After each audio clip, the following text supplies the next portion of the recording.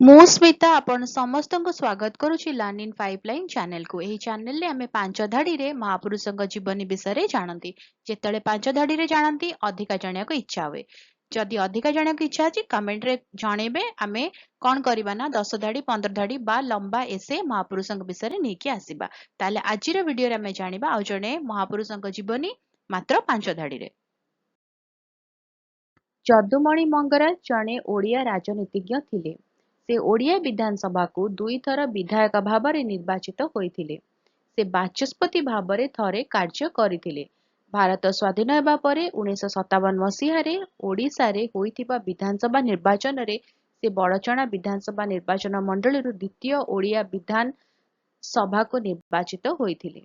ତାଙ୍କର 2 ଏପ୍ରିଲ 1964 ମସିହାରେ ଦେହାନ୍ତ ହୋଇଥିଲା।